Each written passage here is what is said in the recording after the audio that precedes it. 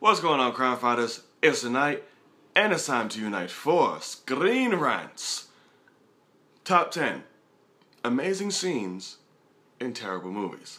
So, without further ado, I'm quite interested to see this. The display pic on it is Anakin from Star Wars Episode 3, Revenge of the Sith, which wasn't a terrible movie. That was actually the best one out of the prequels and the most fun and badass, but did have a badass scene in it. Won't lie. Let's check it out. Let's see if I agree with these things.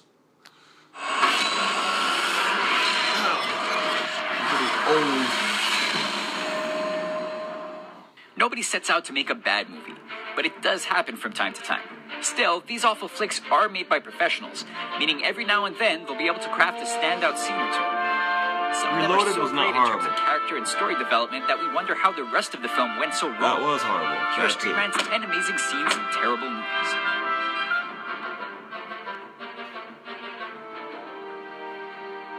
Attack of the Clones. The Star Wars prequels are maligned for everything from the production design to the characterization, but they still have a few merits. One of the most powerful moments comes midway through Attack of the Clones, when Anakin embarks on a personal mission to save his mother from the Tusken Raiders. That's not Getting amazing. to her too late, he watches in horror as Shmi dies in his arms, setting off a chain reaction that would lead him to become Darth Vader. It's haunting and dark, and also establishes that Anakin's bad premonitions could come true. If only the rest of Hayden Christensen's performances could have been this strong. It wasn't amazing. Life seems so much simpler when you're fixing things. Superman Returns. It wasn't amazing Bryan either. Singer's soft reboot of the old Superman franchise was criticized for being dull and void of action, but that was not an issue in one of the movie's most memorable moments. When a plane malfunctions after a power failure, only the Man of Steel can save it, and what we saw was a thrilling throwback to old-school Kal-El heroics. The scene announced Superman's return both to the movies and in the film's story itself, illustrating why the world isn't the same without him. It's a shame the rest of the movie couldn't be this exciting. This early sequence got our hopes up for a rousing adventure.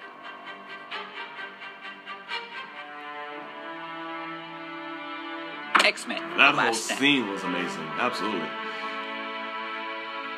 The whole fight scene was The Last Stand is great. credited with derailing one of the top superhero franchises, and it didn't offer much in terms of quality filmmaking when it was released. But things got off to a compelling start with Brett Ratner's depiction of Angel's childhood. Conveying the serious themes of mutant inclusion and prejudice in society, it shows the lengths someone with beautiful gifts, like Angel's wings, would go just so they could I fit thought they in. meant the fight scene at the end. It instantly makes the mutant plight sympathetic and sets up the mutant cure storyline in grand fashion. Too bad the rest of the film didn't have the same payoff. Die Another Day. Between That invisible movie was cars not and horrible. over-the-top action, Die Another Day forced Bond producers to reboot the franchise from the ground up. But Pierce Brosnan's final mission wasn't a total loss. A standout sequence is when Bond engages in a high-stakes fencing duel with Graves. That was pretty cool. Expertly choreographed and done practically, the scene was so great because of how real it felt. The combatants tired as it went on, getting bloody and sweaty by the time their violent battle was over. The sword fight gave Die Another Day a grittiness that the rest of the film largely lacked. Matrix Reloaded. Who is determining these movies? The first Matrix sequel was thought to be too heady and philosophical for its own good, but the Wachowskis still proved their knack for breathtaking action. By far, the most memorable set piece in the film is the 14-minute highway chase, notable for the amount of effort that went into it. The Wachowskis actually built a freeway to use specifically for the scene, and injected the action bits with a classic Matrix twist amazing. to give viewers something new and exciting. Full of high stakes and death-defying stunts, even those who dislike the sequels have to admit this is pretty slick. I agree with Spider-Man that. 3. Horrible movie.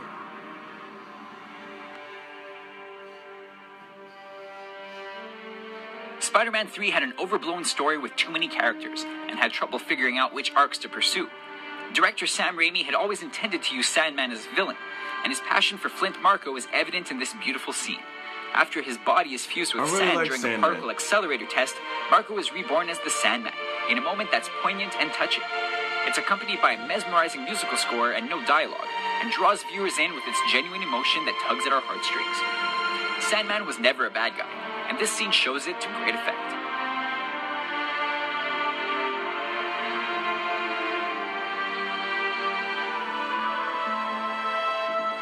Fantastic Four. Really? Criticized for being more Joel Schumacher camp than Bryan Singer serious, the first attempt at a Fantastic Four movie didn't go over well. But even that had moments that resonated with audiences. After being transformed into the Thing, Ben Grimm attempts to reconnect with his wife, who is horrified by the monster her husband has become. It's a heartbreaking scene that's reminiscent of the mutant paranoia in the X-Men films, and goes a long way in setting up Grimm's character arc. If only the entire movie could have been this emotionally driven, Fox might have had another tentpole to supplement their top franchises. Not anymore. X-Men Origins, Wolverine. It's erased from the franchise continuity now, but the first Wolverine movie had a lot of promise in 2009. It was squandered, but one of the opening sequences is still one for the ages, showing Wolverine and Sabretooth fighting through every historical war as unstoppable soldiers never leaving each other's side. The scene thrillingly showcased their past, and seemingly was building towards an epic fight for their lives in the main plot. Sadly, these first bits are about as hardcore as the combat got, but it didn't make it any less awesome to see on screen. In fact, it would have made a great movie in its own right.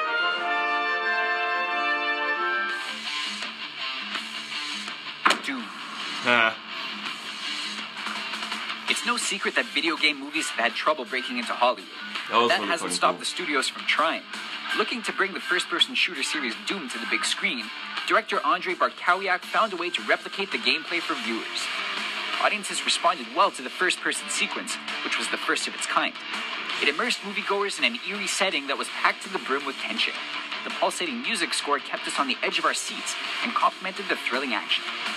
Overall, it teased fans with what the movie could have been had the rest of it been handled with such craft.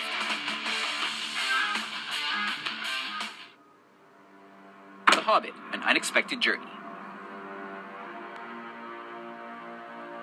Peter Jackson's Hobbit trilogy is considered to be overdrawn, dragged out, and far too epic for the needs of its brief story.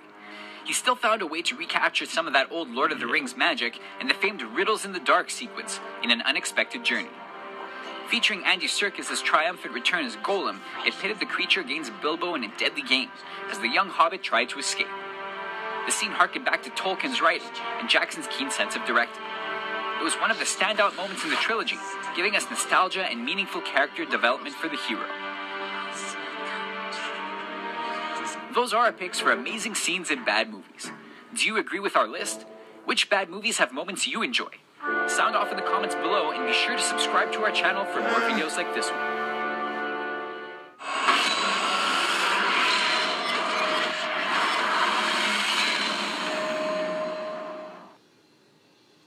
Some of those movies weren't terrible films, like The Matrix Reloaded. To me, X-Men 3 is not a terrible film. Misguided? Yes. Terrible? No, this shit was fun.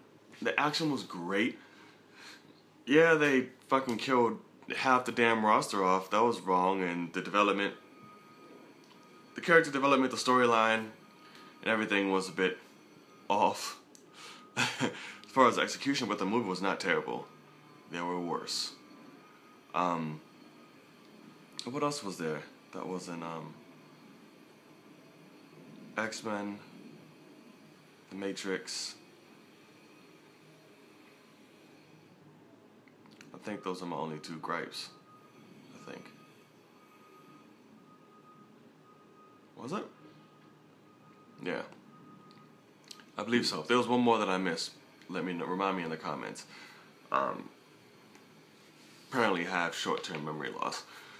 That's what happens when I get into these videos. Like, I get engaged, and then I remember nothing else. I'm just engaged in the moment. So at least y'all getting real shit, you know? What can I say? But yeah. Oh God. That Star Wars one, though. There was nothing amazing about that shit. Not at all.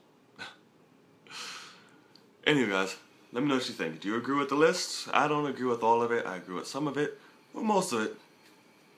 But not all of it, I would say. Join me on the road to 10,000 subscribers. Like, comment, and share. Subscribe if you haven't already. Follow me on Twitter, along with the rest of my social media posted in the description box below. It's a night. Actually, X-Men Origins, it was a terrible god-awful movie. But yeah, that beginning sequence was really awesome. And I thought this movie was going to be the shit after I saw that. But no. Sorry if I keep looking up. I'm getting like flooded with like comments on the top of my phone. So I'm like reading them as they go. But yeah, I was good. But God, that movie was so shit. It was on the other day on FX. And I was watching it. And I was like, oh my God, this movie had so much promise. That's a lesson. Don't get excited when you see an Academy Award winning director take on action movies. Doesn't always end well. I'm gonna see y'all later.